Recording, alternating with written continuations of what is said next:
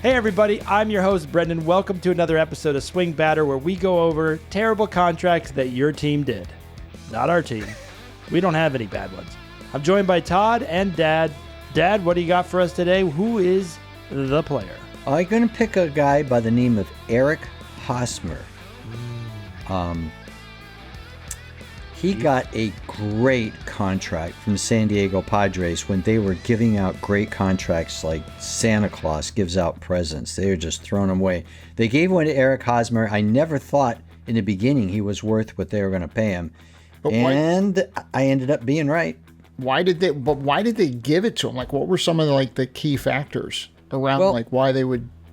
He seemed to be respected and liked in baseball circles. The last year with Kansas City, actually hit .318, drove in 94 runs, hit 25 RBIs. That is attractive, but he never in the past had years like that.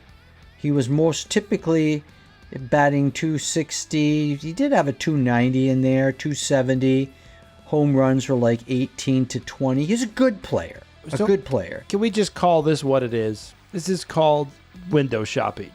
When you're a player and you're about to have a contract, you go in front of the window and you start flexing your muscles and showing how great you were. He had a great last year of his deal. I've seen this time and again. A player's average, they're good, they're enjoyable. Then, it's the last year and I need a new contract. I'm going to go to the window and look all great, do some dieting, exercise. I'm going to look fantastic. Had a gold glove, but he had a gold glove. Ooh, so attractive. He had 25 home runs. He had an OPS of 882. He played 162 games.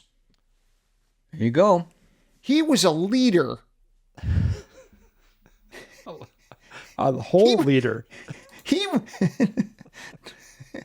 So the contract he gets is 8 years, $144 million, which gives him an average of $18 million a year. And I just got to believe, there just wasn't a lot going on in 2018. There just wasn't a lot of availability. There was an opt-out clause after the 5th year of the contract, where he could enter into free agency again. And the contract was structured so that he got a higher salary in the initial years of the contract. And initially there was this full no trade clause. Okay. And then that transitioned to kind of a limited no trade protection after a certain time period.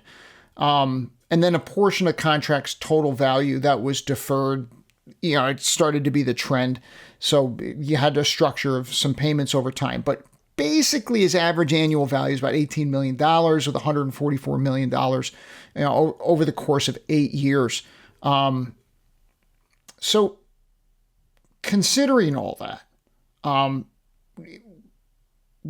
did he do after? What was the batting average, home run total? It was certainly a disappointment. I wouldn't say a total failure. The first year, they had got a guy who hit .318 with the Royals.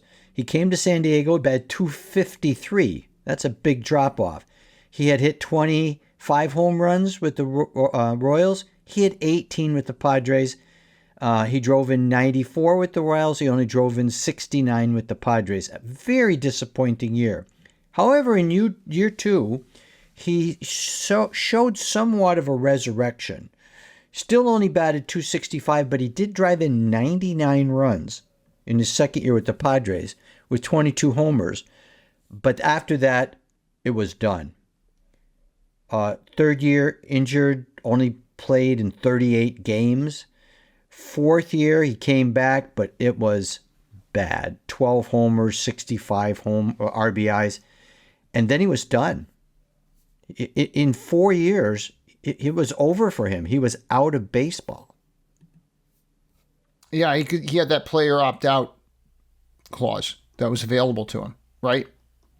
Well, didn't they owe him money, though, when he left? It seems to me that contract was more than 4 years. Well, no, yeah, it was an 8-year, right? So there was retained money that they had there. The average salary on the retained money was $12.9 million.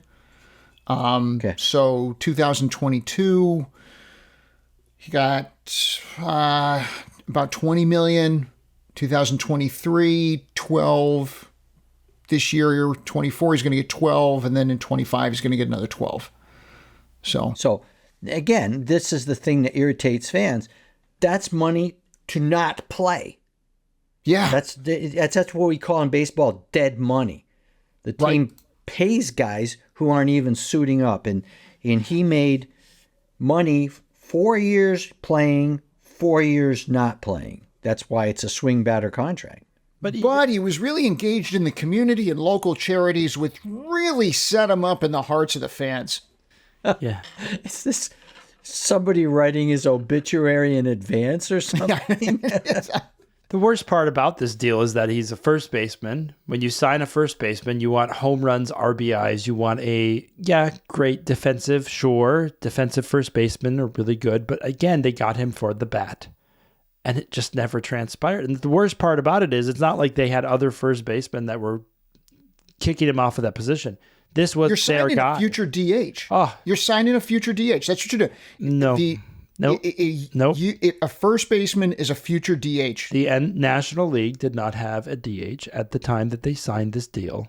There was no DH in their mindset. They literally signed him to play all of those years, which makes the deal even worse. Well done, Padres. Well done. The Padres are like, they look at the Dodgers and they're like, we can spend money like them, and then they do it terribly. I will confess, not being a follower of the Kansas City Royals, I didn't know much about Eric Hosmer. I guess the Kansas City Royals liked him. They thought he was really dependable. He was a leader of sorts. But we were never, ever talking about Hall of Fame numbers.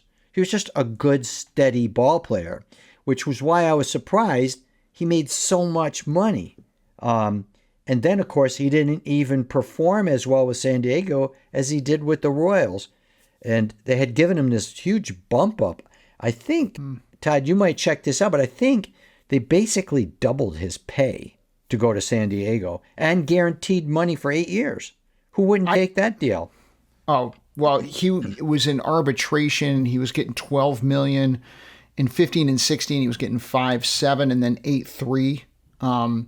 We all know Eric Hosmer for how famous he was because in 2015, he and the rest of the Royals ended up beating the Mets in the World Series, which, of course, is the beginning of the end of David Wright and that whole thing.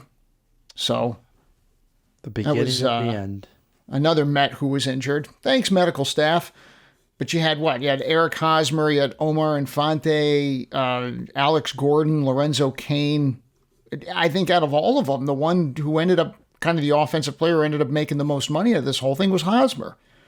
Yeah. Kind of rode that reputation and then signed as a free agent with this $144 million deal. And I think a lot of GMs get enamored by the World Series winners. It's not like his numbers blew anyone away. The World Series, he batted 190, but everybody knows you don't perform the way you perform normally. But the fact that he got a ring makes everyone think he's clutch. He can make it happen for me. And sadly, in baseball, that's not usually the case. Sometimes it is, sometimes it isn't. The Dodgers are finding out it's very difficult to be clutch in the postseason. Some of the best players have some of the worst at-bats in the postseason. So, what Padres... a true statement, Brendan. Jorge Soler. Oh. Who's Jorge? He hit the big home runs for the Braves to beat the Dodgers and win the World Series eventually, while Mookie Betts was striking out with the men on base. Yep. And the Padres are always chasing glory. They thought they picked up somebody who was solid, who would be a cornerstone for them, and it just didn't turn out that way. Again, I have no ill will for these players. I think it's great when they sign these deals. I agree with Dad when they signed him. It didn't make a whole lot of sense. But at the time, you need a first baseman, and the going rate at that time was roughly that. I'm sure they could have done a 5-year deal or a 4-year deal. But the other thing I wonder about in these rooms is when you get locked in on a player and the agent knows you like them, their job is to extend the years as far as humanly possible. Because one of the things we will talk about later on in these years as they go, these 10, 11-year deals to 30 and 31-year-old players, shortstops for that matter, they are not going to pan out well when these players are 38, 39, and 40. Albert Pujols ended terribly, and the Angels celebrated that deal.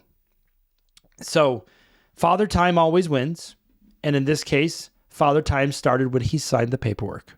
I mean, you had, at the time, the Royals were offering him 7 years.